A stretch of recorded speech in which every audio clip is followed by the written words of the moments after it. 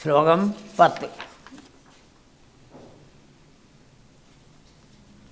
ഭഗവാൻ നൃത്തം വെച്ചതായ സമയത്ത് കരയിൽ നിൽക്കുന്നതായ ഗോപന്മാർക്കും ഗോപിമാർക്കും മാത്രമല്ല, ആകാശത്തിൽ നിൽക്കുന്നതായ മുനിമാർക്ക് പോലും സന്തോഷമുണ്ടായി. അതാണ് ജഹർഷു പശുപാഹ.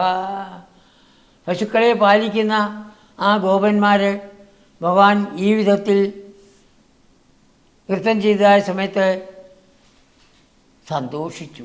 ജഹർഷു സന്തോഷിച്ചു. തുദുർഷു മുനയ, മുനികൾ അവരും ദേവന്മാരോടുകൂടി ആകാശത്തിൽ വന്ന് നിൽക്കുന്നുണ്ട്. അവർ സന്തോഷിച്ചു. തുദുഷു അതും സന്തോഷിച്ചു തന്നെ. തോഷിച്ചു, തോഷിച്ചു, സന്തോഷിച്ചു. ബഹുഷു കുസുമാനി സുരേന്ദ്രഗണാഹ. ദേവേന്ദ്രനുമുണ്ട്, മറ്റു ദേവന്മാരുണ്ട്. എല്ലാവരും കൂടി പാരിജാത പുഷ്പങ്ങൾ കൊണ്ടുവന്നുണ്ട്. അത് വർഷിച്ചു. ബഹുഷു വർഷിച്ചു.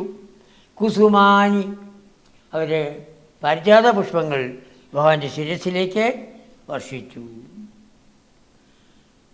എപ്പോഴാണ് ഇത്?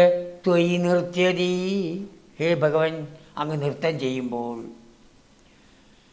ഇപ്പോൾ ഭഗവാൻ അങ്ങോട്ടും ഇങ്ങോട്ടും ചാടി, ഓരോ ചാട്ടത്തിലും ഒരു മല അവൻ്റെ തലയിൽ ഭടത്തിൽ വീഴുന്ന പോലെയുള്ളതായ വേദന ഏൽപ്പിച്ചുകൊണ്ട്, ആ വേദന മൂലം അവൻ രക്തം ചൊരിഞ്ഞുകൊണ്ട്, ആ വായിൽ നിന്ന് രക്തം അങ്ങനെ ചൊരിഞ്ഞ് വെള്ളം മുഴുവൻ ചുവപ്പ് നിറമായി. അതിനി അടുത്ത ദശകത്തിലാണ് പറയുന്നത്. അത്രത്തോളം വേഗതയോടുകൂടി ഭഗവാൻ നൃത്തം വെച്ചു. ത്വയി നൃത്യതി മാരുതഗേഹപദേ. സ്ഥൂലാർത്ഥം സൂക്ഷ്മാർത്ഥം. മാരുതൻ വായുദേവൻ. വായുദേവൻ്റെ ഗേഹം ഗുരുവായൂർ. വായുദേവനാൽ നിർമ്മിക്കപ്പെട്ട ഗൃഹം ഗുരുവായൂർ. ഗുരുവായൂരിൻ്റെ പതി ഗുരുവായൂരപ്പൻ. സ്ഥൂലാർത്ഥം. സൂക്ഷ്മാർത്ഥം മാരുതൻ നമ്മുടെ ഉള്ളിലുള്ള പ്രാണൻ. പ്രാണൻ്റെ ഗേഹം ഈ ശരീരം. ശരീരത്തിൻ്റെ പതി ആത്മാവ്. ഗുരുവായൂരപ്പൻ എൻ്റെ ആത്മാവ് തന്നെ,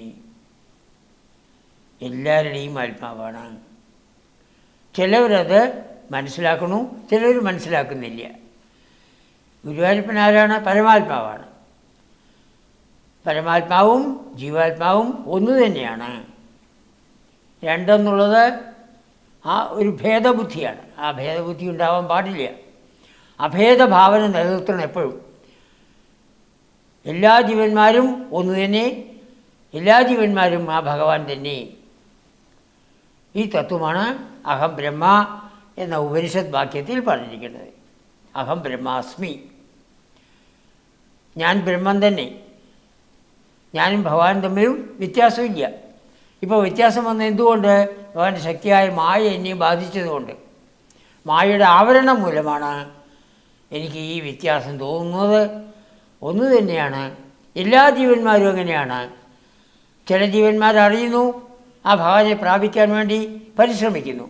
ചില ജീവന്മാർ അറിയുന്നില്ല, അവർ രജസ്തമോഗുണികളായിട്ട് ലൗകിക വിഷയങ്ങളിൽ എന്തെന്നില്ലാത്ത ഔത്സുക്യത്തോടുകൂടി അത് നേടാനും വാരിക്കോരി കൂട്ടാനും ശ്രമിക്കുന്നു. ആരിത് മനസ്സിലാക്കുന്നുവോ അവർ എല്ലാ ബന്ധങ്ങളെയും വിട്ട്, നിസ്സംഗത, എല്ലാ ബന്ധങ്ങളെയും വിട്ട് ഏകനായ ആ ഭഗവാനുമായി ഐക്യം പ്രാപിക്കാൻ വേണ്ടി ശ്രമിക്കുന്നു. ഹേ മാരുതഗേഹപദേ, അങ്ങനെയുള്ള ഹേ ഗുരുവായൂരപ്പ, പരിപാഹിമാം, അങ്ങ് എന്നെ രക്ഷിച്ചാലും. എന്തിനാ രക്ഷിക്കേണ്ടത്? ത്വം അദാന്തഗതാ, അദാന്തം ശമിക്കാത്ത ഈ രോഗത്തിൽ നിന്ന്. 55 ദിവസമായിട്ടും രോഗത്തിന് ശമനമില്ല. ശമിക്കാത്ത ഈ രോഗത്തിൽ നിന്ന് അങ്ങനെ രക്ഷിക്കണമേ, എനിക്ക് ആരോഗ്യമുണ്ടാക്കി തരയണമേ. എത്ര ആരോഗ്യം വേണം? അതാണ് നേരത്തെ പറഞ്ഞു, 4-ാം ദശകത്തിൽ പറഞ്ഞു. കല്യതം മമ കുരുഷ്വതാവതീം കല്യതേ ഭവതുപാസനം ജയ. അത്ര മതി. ഭഗവാനെ ഭജിക്കാൻ എത്ര ആരോഗ്യം വേണോ അത്ര ചോദിച്ചാൽ മതി. 4-ാം ദശകത്തിൻ്റെ ആദ്യത്തെ ശ്ലോകം തുടക്കം.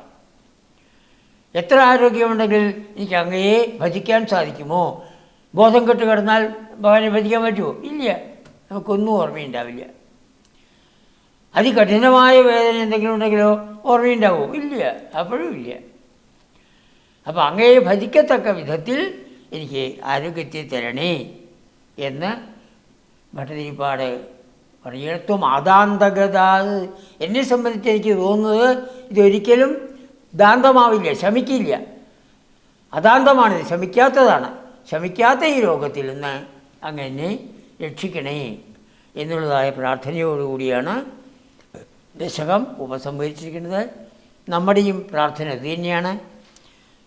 ആദ്യം പറഞ്ഞതുപോലെ ഓർമ്മ വേണം. നാം ഇവിടെ എന്ത് അനുഭവിക്കുന്നുവോ അത് കഴിഞ്ഞ ജന്മത്തിലെയാണ്, ഈ ജന്മത്തിലെ അല്ല. അതാദ്യം മനസ്സിലാക്കണം. മിക്ക കുട്ടികളും അത് ചെയ്യുന്നില്ല. ഭക്തന്മാരായ ചിലർക്ക് സൂക്കേട് വരുമ്പോൾ പല ആൾക്കാരും ചോദിക്കാറുണ്ട്, അയാൾ ഇത്രയൊക്കെ ഭക്തി ഉണ്ടായിട്ടും അയാൾക്ക് ഈ സൂക്കേട് വന്നുവല്ലോ എന്ന് പറയാറുണ്ട്. ആ സൂക്കേട് വന്നത് ഈ ജന്മത്തിലല്ല, കഴിഞ്ഞ ജന്മത്തിൽ ചെയ്ത എന്തോ കർമ്മത്തിൻ്റെയാണ്. അതെന്തായിരുന്നു കർമ്മം നമുക്ക് ഓർമ്മയില്ല. നമുക്ക് ഓർമ്മയില്ല. കഴിഞ്ഞ ജന്മത്തെക്കുറിച്ച് ഓർമ്മയില്ലാത്തത് ഭാഗ്യം. അതാണ്. ഇല്ലെങ്കിൽ അതിനെക്കുറിച്ച് ചിന്തിച്ച് പിന്നെ ദുഃഖം വരും. അപ്പോൾ എപ്പോഴും മനസ്സിലാക്കുക, ജീവിതത്തിൽ സുഖവും ദുഃഖവും രണ്ടും വരുന്നത് കഴിഞ്ഞ ജന്മത്തിലെ കർമ്മം മൂലമാണ്. അതിനെ ഇനി മാറ്റാൻ സാധ്യമല്ല. അത് അനുഭവിച്ച് തന്നെ തീർക്കണം. പിന്നെ നമുക്ക് ചെയ്യാവുന്ന എന്താണ്? അടുത്ത ജന്മം നന്നാക്കുക. അതിപ്പോൾ നമ്മുടെ കയ്യിലായിരിക്കുന്നത്. ഭഗവാനെ ഭജിച്ചിട്ടും കഴിയുന്നത്ര ദാനധർമാദികൾ ചെയ്തിട്ടും ധ്യാനം, വ്രതം മുതലായത് അനുഷ്ഠിച്ചിട്ടും നമുക്ക് അടുത്ത ജന്മത്തിനെ നന്നാക്കിയെടുക്കാൻ സാധിക്കും. അതിന് ഭഗവാൻ എല്ലാ ഭക്തജനങ്ങളെയും അനുഗ്രഹിക്കട്ടെ എന്ന് പ്രാർത്ഥിച്ചുകൊണ്ട് എൻ്റെ വാക്കുകൾ ഭഗവത്പാദങ്ങളിൽ സമർപ്പിക്കുന്നു. നമസ്കാരം.